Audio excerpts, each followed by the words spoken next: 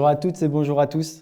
Je suis très heureux d'être ici avec vous dans cet amphithéâtre pour vous parler un peu de mon expérience, de mon parcours, mais aussi de mes rêves. Je suis là aussi pour vous parler d'une problématique qui m'est bien particulière et auquel j'ai pu faire face dans mon quotidien. Faut-il être imperturbable pour atteindre ses objectifs? Donc, avant toute chose, ce qui est important, c'est de déconstruire cette problématique. Alors pour moi, les objectifs, c'est la définition un petit peu globale, centrale, qu'on peut retrouver dans les différents livres. Donc c'est SMART, l'acronyme. Donc pour savoir, c'est un objectif du coup qui doit être atteignable, réalisable, mesuré dans le temps, mais qui doit être aussi challengeant. Mais moi, j'aime pas trop qu'on parle de ça. Parce que moi, ce qui me fait vibrer au quotidien, c'est mes rêves. C'est pas les objectifs. C'est à peu près la même chose. Mais moi, le matin, quand je me lève, je préfère qu'on me dise, tu te bats pour tes rêves et tu construis pour tes rêves pour la suite et pas pour mes objectifs. Je trouve ça un petit peu barbant. Moi, ce dont j'ai envie de vous parler, c'est mes débuts dans l'athlétisme et comment j'en suis arrivé là. Et pour ça, je vous propose de revenir quelques années auparavant. Donc on remonte le temps. Je suis un gamin comme tout le monde, je fais différents sports, je fais à la fois du foot, je fais du tennis, je fais même du roller artistique quand je suis tout petit. Voilà, je passe par différents sports. Puis en 2011, j'arrive au cross du collège, un peu comme tous les enfants, et ça se passe bien. Je finis premier au niveau départemental, régional, et j'ai même mon professeur d'EPS et un coach d'athlétisme qui viennent me voir et qui me disent: écoute, ça serait génial que tu viennes essayer ce sport.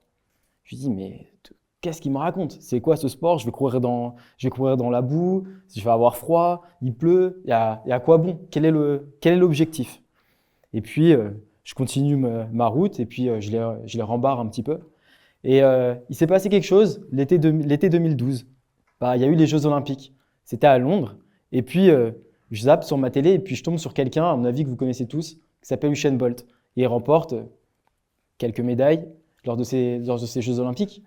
Et je dis, ah, mais c'est donc ça l'athlétisme. Et puis l'été passe, et puis je suis un enfant, j'oublie. Je refais le cross du collège l'année d'après parce que c'est obligatoire chaque année. Et puis là, les mêmes personnes reviennent me voir et me disent, écoute, ça serait vraiment bien que tu viennes faire de l'athlétisme, et ils en parlent à mes parents, à ma maman. Et elle me dit, allez, vas-y, va essayer et tout. Donc moi, j'y vais, je vais faire une séance, puis deux, puis trois, et puis aujourd'hui, on est 13 ans après, et puis je continue à faire de l'athlétisme. Et ça s'est très vite enchaîné. C'est-à-dire que l'année d'après, je fais mes premiers championnats de France chez les jeunes. Ensuite, je continue, je fais ma première médaille, ma première sélection. Comme vous pouvez le voir sur cette photo, elle m'est chère, parce que c'est là où mon rêve a commencé à se créer. Au début, c'était un petit peu abstrait, pardon. Je ne comprenais pas trop ce qui m'arrivait. J'ai le maillot de l'équipe de France sur les épaules, et puis là, le sélectionneur des jeunes nous dit, écoutez, dans quelques années, ça sera peut-être vous qui représenterez la France au championnat du monde, au championnat d'Europe, ou peut-être aux Jeux Olympiques, des grands championnats, et vous vous confronterez face aux meilleurs athlètes du monde. Et ça, moi, ça me parlait, et c'est ça qui me faisait vibrer au quotidien. Me dire, je vais pouvoir me confronter à des gens talentueux et des experts dans leur domaine, et prouver que moi aussi, je peux être un expert dans le mien. Puis, de 2016 à 2020, les années passent, je suis jeune adolescent, j'ai 16 ans, 17 ans, 18 ans, je me pose plein de questions. Je me dis, mais qu'est-ce que je vais faire de mon avenir? Je découvre aussi ce que c'est la fête, les amours de jeunesse, etc. Et puis, qu'est-ce que je vais faire de la suite? Mes parents me poussent à faire des études parce qu'on ne vit pas forcément de l'athlétisme et du sport. Et donc, je pars en études supérieures, je fais quelques études. Je fais 3 ans d'études, je fais de l'alternance, mon rythme de vie est effréné. J'apprends à travailler beaucoup, la rigueur du sport de haut niveau, à savoir bien manger, bien dormir, bien boire, faire des concessions, beaucoup aussi se blesser, savoir bien s'entourer et avoir une rigueur, s'entraîner tard le soir ou tôt le matin, puis avoir mené ce double projet, voire j'aime bien dire ce triple projet à la fois scolaire, sportif, mais aussi professionnel. Et puis en 2020, juste avant le Covid, mon coach de l'époque, qui m'avait détecté, se fait suspendre par la fédération pour des affaires diverses et variées. Et après, derrière, je me dis, bon, qu'est-ce que je vais faire? Je me retrouve à changer de club, je viens à Cergy-Pontoise, je m'entraîne là-bas, je m'y sens bien, très bien. Et 2 semaines après, il y a le Covid. Je commence à me poser des questions, Ça fait 4 ans, j'arrive pas à battre mon record parce que j'ai fait mes études à côté, je me suis aussi beaucoup blessé et j'ai appris la résilience et ça m'a forgé. Vous allez comprendre pourquoi pour la suite parce que c'est très important. Et petit à petit, j'avance, je me pose pendant le Covid, je me dis mais qu'est-ce que je vais faire? Qu'est-ce que je vais faire de ma vie, de tout ça? Il y a des Jeux dans 4 ans à Paris. Si je veux mettre toutes les chances de mon côté, ça commence maintenant. Et c'est à ce moment-là où je passe les concours pour Grenoble École de Management. Et puis, tous mes cours sont à distance. Je décide de tout mettre en place, de me professionnaliser pour espérer revenir à mon niveau et puis vivre ce rêve de jeunesse. Ensuite, le jour où tout a basculé. Moi, c'est la saison 2021-2022 pour moi où tout a basculé, où tout a changé.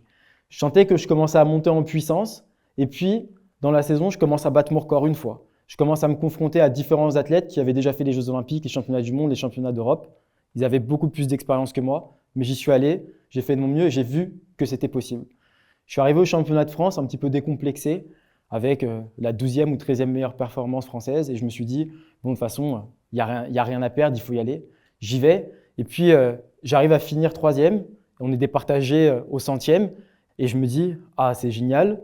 Tu arrives 3e, je commence à toucher mon rêve du bout du doigt, vu que c'est toutes catégories confondues, je commence à toucher le haut niveau, ça n'a rien à voir par rapport à ce que j'ai pu faire chez les jeunes.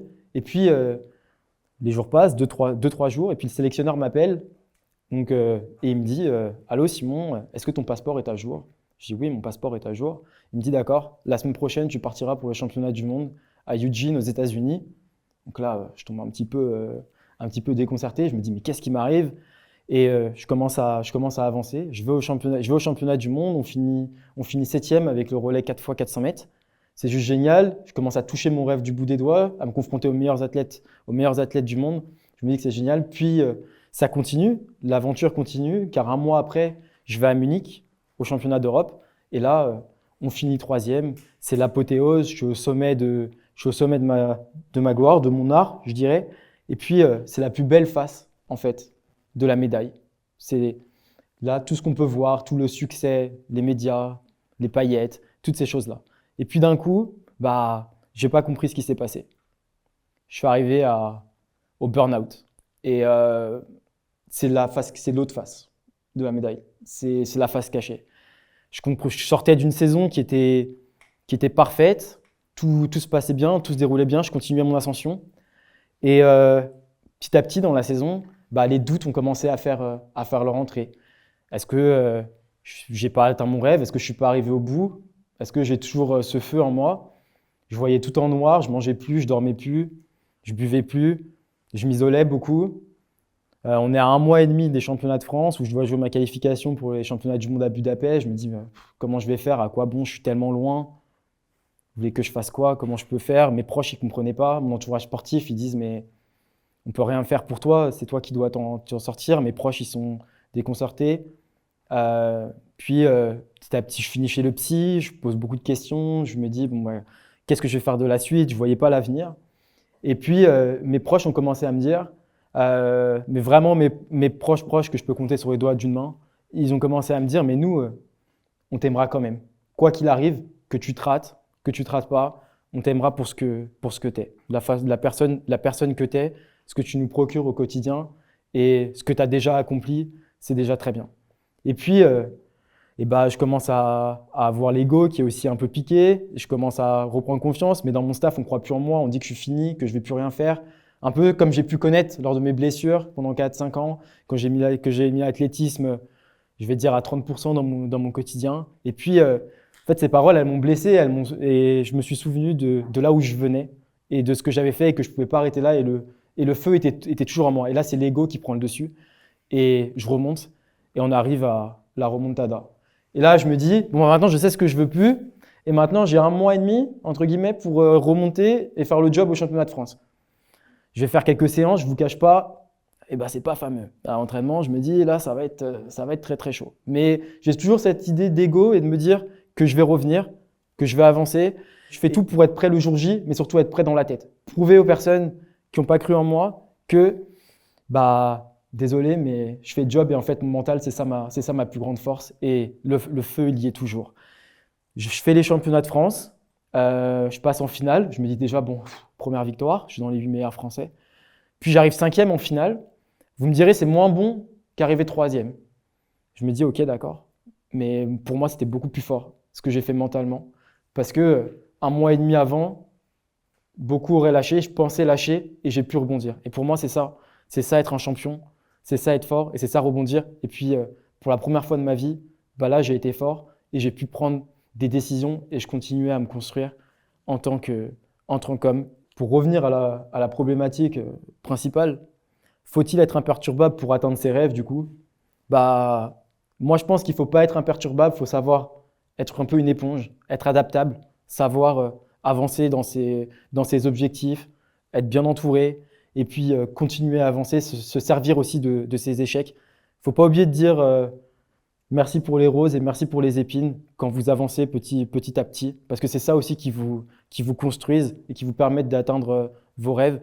Puis surtout, croyez en vous, doutez jamais de vos capacités et de vos talents, même si le monde est contre vous. Et bah, si vous avez toujours ce feu-là et que vous travaillez correctement, vous atteindrez vos rêves, pas vos objectifs. Je vous remercie.